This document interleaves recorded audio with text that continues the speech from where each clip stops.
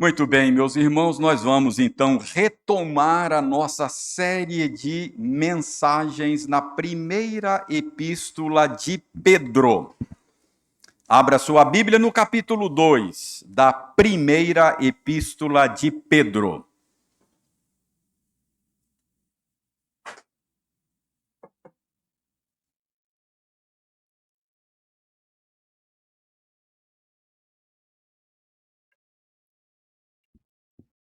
Nós chegamos ao verso 11. E hoje, a partir aí do verso 11, nós vamos iniciar aquilo que poderia ser a segunda parte da epístola. Então, no capítulo 2, verso 11 e 12, são a introdução desta grande sessão que começa aí e vai até o capítulo 3, verso 12. Então, hoje nós vamos considerar apenas a introdução, ou seja, versos 11 e 12, que vamos ler. Sempre lembrando que estamos usando uma versão da Bíblia diferente da que você usa. Você certamente está usando a Almeida Revista e Atualizada, nós estamos usando a Nova Almeida Atualizada. Diferenças pequenas, você já sabe que a gente consegue se entender com essas duas versões distintas. Então, eu leio a partir leio os versos 11 e 12 e você me acompanha silenciosamente. Amados, peço a vocês, como peregrinos e forasteiros que são, que se abstenham das paixões carnais que fazem guerra contra a alma, tendo conduta exemplar no meio dos gentios, para que, quando eles os acusarem de malfeitores, observando as boas obras que vocês praticam, glorifiquem a Deus no dia da visitação. Então, somente esses dois versos. Mantenha sua Bíblia aberta enquanto eu me esforço para ajudá-lo a entender o sentido daquilo que lemos. Vamos orar pedindo ao Senhor que nos dê a graça da iluminação. Damos-te graças, ó Senhor, por esta pequena porção do texto sagrado que acabamos de ler. Agora que vamos nos debruçar sobre ele, para extrair dele lições para a nossa caminhada neste mundo, pedimos ao Senhor que o Senhor nos dê a graça de termos uma correta compreensão daquilo que acabamos de ler.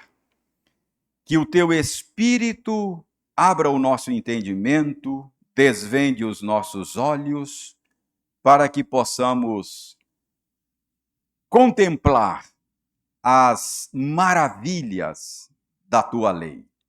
Senhor, nós pedimos também que o Senhor, por meio do Espírito Santo, convença o nosso coração de que a tua palavra é a verdade. E que o Espírito Santo também mova os nossos pés na direção da obediência. Nós pedimos estas coisas em nome de Jesus. Amém. Não faz muito tempo nós recebemos aqui em nossa igreja o reverendo Allen Porto, veio dar uma disciplina no Instituto Bíblico Rêmata. E certamente alguns de vocês se lembram que naquelas aulas do pastor Allen Porto, ele mencionou uma postagem de um professor universitário na rede social X, o antigo Twitter. Pastor Allen chegou a projetar aqui um print da postagem desse professor universitário. E a postagem era a seguinte, eu tenho ela anotada aqui. O aluno me enviou a dissertação de mestrado em educação para autorização de depósito. Já o tinha orientado e etc. O aluno colocou na dedicatória: o Senhor é meu pastor e nada me faltará. Pedi que refizesse a página. Estou sem paciência para versículo bíblico na educação laica.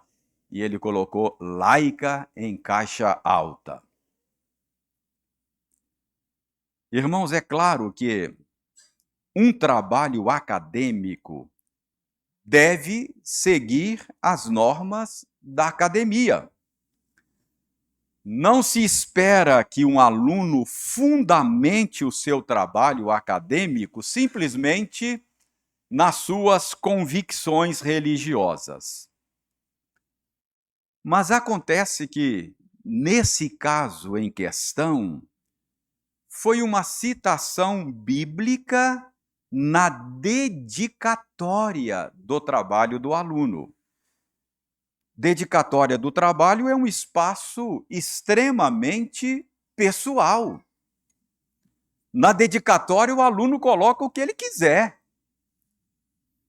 Se ele quiser dedicar o seu trabalho à sua mãe, ao seu pai, ao seu avô, ele tem o direito de fazê-lo. Ele pode dedicar o seu trabalho ao seu time do coração. Pode dedicar até a Satanás, se ele quiser. Nenhum problema. Mas, irmãos, esta postagem à qual nós estamos nos referindo, que o professor disse que mandou o aluno refazer o trabalho porque entendeu que não caberia uma menção a Deus na dedicatória do aluno, mostra bem o contexto em que nós vivemos. Nós vivemos num mundo que não é neutro, espiritualmente falando. Nós vivemos num mundo que, como diz o Salmo 2, é contra o Senhor e o seu Cristo. Nós vivemos numa cultura que vê o cristianismo como uma religião desprezível. Vê os cristãos como gente perigosa, como uma ameaça ao bem social. E eu estou dizendo isso, irmãos, porque Pedro escreveu esta sua primeira carta, exatamente para ajudar cristãos que estavam vivendo num ambiente que lhes era contrário e até hostil. Nesse ponto, os primeiros leitores desta carta viviam num mundo muito parecido com o nosso. Podemos dizer aqui que Pedro, como eu afirmei ainda há pouco, está começando uma segunda parte da carta, e eu diria que é uma parte da carta de natureza mais prática. A primeira parte, que nós já analisamos, é de natureza mais teológica, com aplicações práticas mais ocasionais. Mas hoje nós vamos começar a examinar a segunda metade da carta, que é uma parte mais prática. Embora possa haver declarações teológicas mais breves nessa segunda metade que está começando hoje, o foco principal desta parte da carta é sobre como viver a vida cristã em meio a uma sociedade pagã e hostil. Eu disse que O capítulo 2, verso 11, é o início dessa sessão e ela vai se estender até o capítulo 3, verso 12. Mas aí no capítulo 2, versos 11 e 12, Pedro está introduzindo esta sessão falando da vida cristã no mundo em geral.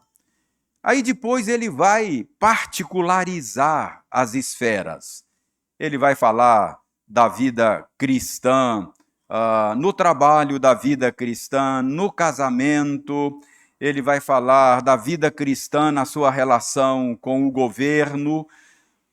Mas nesta introdução, ele está considerando a vida cristã em geral.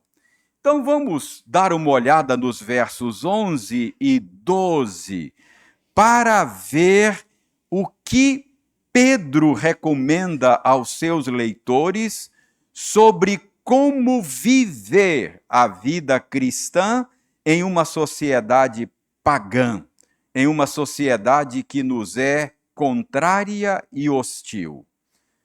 Vejam aí que Pedro lembra que os cristãos vivendo no meio de uma sociedade pagã são peregrinos e forasteiros. Viu aí no verso 11?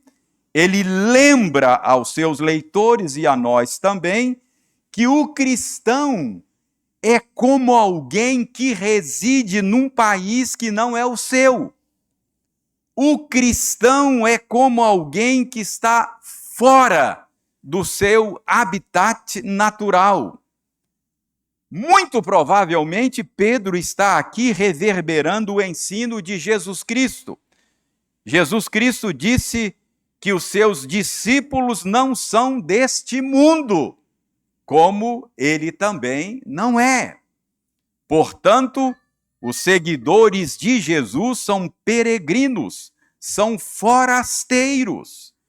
Isto significa, meus irmãos, que a fé cristã é contracultural. Quando Pedro diz que nós somos peregrinos e forasteiros, ele quer que nós entendamos que em muitas questões o cristão não adota os mesmos valores que a nossa cultura adota.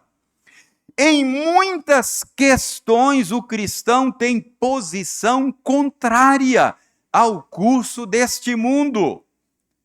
A mentalidade cristã inevitavelmente diverge da mentalidade que governa a vida neste mundo a respeito de um punhado de coisas. O cristão tem uma visão diferente a respeito do casamento. O cristão tem uma visão diferente a respeito do sexo. O cristão tem uma visão diferente a respeito do divórcio. O cristão tem uma visão diferente a respeito do aborto. É por isso que Pedro está lembrando aos seus leitores: vocês não são deste mundo. Vocês são forasteiros. Vocês são peregrinos. Irmãos, o cristão parece um estranho. Aliás, o termo estrangeiro vem da mesma raiz do termo estranho. Ser estrangeiro é ser estranho, não familiar. É por isso que o cristão é muitas vezes incompreendido. É por isso que nós somos muitas vezes ridicularizados. É por isso que muitas vezes nós somos até hostilizados. Porque somos estrangeiros, peregrinos. Era exatamente isso que estava acontecendo com os primeiros leitores dessa carta. Por isso é que Pedro está aqui lembrando a eles que eles são peregrinos, são estrangeiros. Irmãos, o cristianismo já nasceu estigmatizado por estar estreitamente relacionado com o judaísmo. Essa questão do antissemitismo não é coisa nova. Os judeus sempre foram um povo odiado.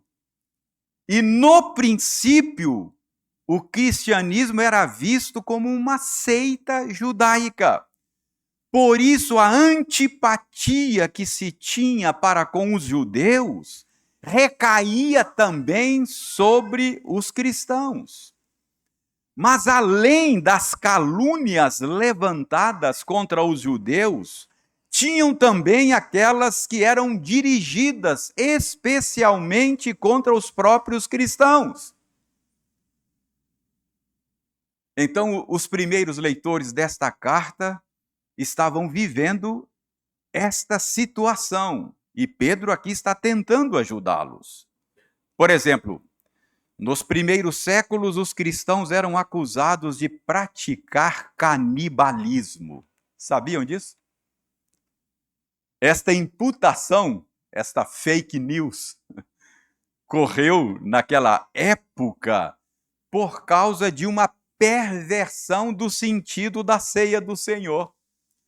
Como os cristãos diziam que na ceia eles comiam o corpo de Cristo e bebiam o sangue de Cristo, as pessoas espalharam esta fake news dizendo que a seita dos cristãos era uma seita canibal. Gente estranha, esses cristãos comem e bebem sangue humano, comem carne humana e bebem sangue humano. É melhor ficar longe dessa gente. São canibais. Os cristãos eram acusados de imoralidade e até de incesto. Esta acusação surgia como resultado dos cristãos chamarem uns aos outros de irmãos e de chamarem as suas reuniões de festa do amor. Então, os inimigos do cristianismo desvirtuavam estas coisas, atribuindo a esta festa do amor um caráter imoral e dizendo que os cristãos cometiam incesto porque se casavam entre si, irmão com irmão. Os cristãos eram acusados de dividir famílias, porque acontecia de membros de uma mesma família se converter ao cristianismo e outros não. Então, se dizia que o cristianismo era uma religião contra a família. Os cristãos eram acusados, por exemplo, de colocar escravos contra senhores, trabalhadores contra patrões. Enfim, o cristianismo era visto como uma ameaça ao Estado, à ordem social. Eram acusados de deslealdade a César, o imperador romano, porque os cristãos diziam que Cristo é o Senhor e era o rei deles. Enfim, os primeiros leitores de Pedro eram vistos como um mal a ser combatido. Não muito diferente de hoje. Nós estamos vivendo tempo assim, em que a fé cristã tem sido hostilizada, como vimos hoje na introdução desse sermão. Para os irmãos terem uma ideia do que acontecia, no final do segundo século, mais ou menos no ano 197, Tertuliano escreveu uma obra defendendo os cristãos destas acusações injustas. E ele expõe na sua obra a irracionalidade destas acusações. Eu passo a ler aqui Tertuliano. Ele escreveu o seguinte: basta uma inundação do rio Tigre, ou que o rio Nilo não irrigue os campos, ou ainda que haja terremotos, pragas e fome, para que os pagãos clamem: joguem os cristãos aos leões. Qualquer problema que acontecia na sociedade da época, os cristãos eram sempre o bode expiatório. Eram sempre os culpados. Então, Pedro está aqui lembrando que este é o ônus natural de pertencer a Cristo. Somos forasteiros, somos peregrinos, não somos deste mundo como Cristo não é. E o propósito de Pedro é ensinar aos seus leitores, inclusive a nós, a viver nesse cenário como peregrinos e forasteiros neste mundo. E a pergunta é: o que é que Pedro recomenda a nós num cenário assim adverso e hostil? Neste cenário de oposição, de acusações injustas contra os crentes, olha qual é a recomendação de Pedro no verso 12. Veja aí no verso 12. Pedro recomenda: tenham conduta exemplar no meio dos gentios. O termo gentios aí é usado para se referir aos incrédulos. Então, a resposta cristã, segundo Pedro, a estas acusações injustas deve ser uma conduta exemplar. E a razão para isso está também no verso 12. Pedro não apenas recomenda uma conduta exemplar, mas ele dá a razão para isso. Ele diz no verso 12: para que eles, quando eles os acusarem de malfeitores, observando as boas obras que vocês praticam, glorifiquem a Deus no dia da visitação. Então, para Pedro, a melhor maneira de refutar as acusações era viver de tal forma que a vida cristã demonstrasse por si só a improcedência das acusações. E notem que Pedro diz que a conduta exemplar dos crentes não apenas mostraria que o cristianismo não é, como muitos diziam, danoso à vida social, mas também deveria levar os incrédulos a glorificar a Deus no dia da visitação. O que é esse dia da visitação? Irmãos, a Bíblia chama de visitação, em diferentes contextos, intervenções divinas no mundo. Deus pode visitar-nos para julgamento, ou Deus pode visitar-nos para a bênção. Mas que dia da visitação é este que Pedro tem em mente? Alguns estudiosos acham que Pedro está falando do dia do juízo, quando Deus haverá de julgar o mundo com justiça.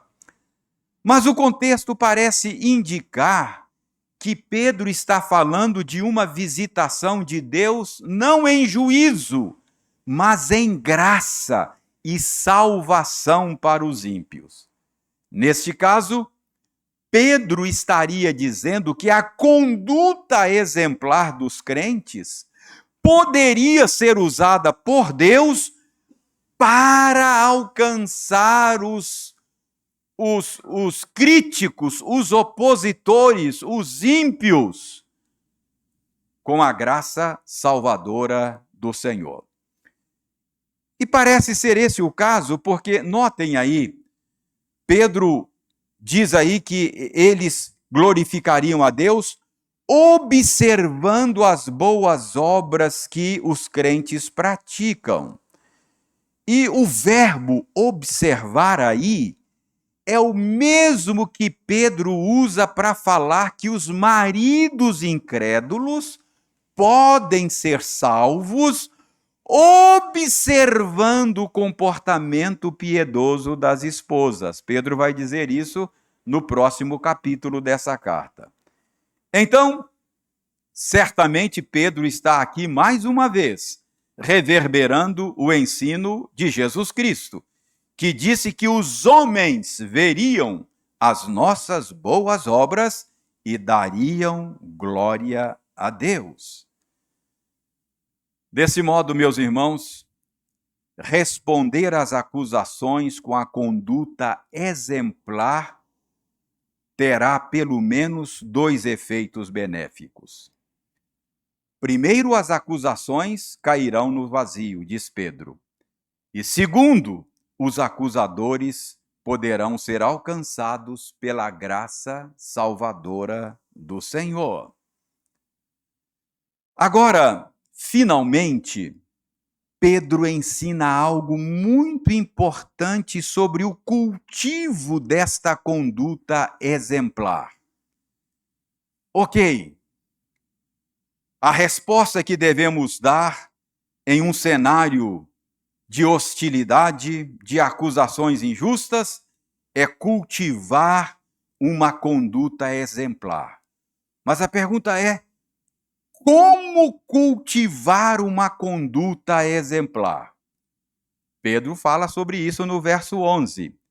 Ele diz que esta conduta exemplar é cultivada na medida em que você se abstém das paixões carnais que fazem guerra contra a alma. Paixões é a tradução de um substantivo grego que pode ser traduzido e é traduzido em outras passagens bíblicas por desejos, cobiça.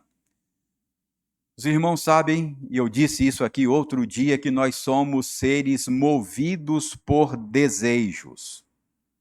Outras criaturas de Deus não foram projetadas para funcionar a partir de desejos, não é? Algumas criaturas foram projetadas para funcionar a partir de processos bioquímicos. Os vegetais, por exemplo, não é? A fotossíntese. Outras criaturas de Deus funcionam a partir do instinto. Os animais. Mas seres humanos são seres movidos a partir de desejos. Somos seres desejantes. Os desejos do nosso coração são determinantes para a nossa conduta. Então, para cultivar a conduta exemplar que Pedro indica aqui, você precisa primeiro lidar com os desejos do seu próprio coração. Você precisa, como diz o final do verso 11, abster-se das paixões carnais que fazem guerra contra a alma. Meu irmão, do seu coração e do meu coração brotam desejos pecaminosos que podem corromper a nossa alma, podem destruir a nossa vida. Portanto, a conduta exemplar que Pedro recomenda aqui é cultivada a partir do cuidado do próprio coração. E outra vez, Pedro está reverberando o ensino de Jesus. Jesus Cristo disse que seres humanos funcionam como árvores frutíferas. Cada árvore produz fruto de acordo com a sua natureza. Não é assim? Você colhe goiabas de uma goiabeira. Você não colhe mangas de uma goiabeira. Você colhe mangas de uma mangueira. Cada árvore produz fruto de acordo com a sua natureza. E Jesus diz: seres humanos se comportam de acordo com o seu próprio coração.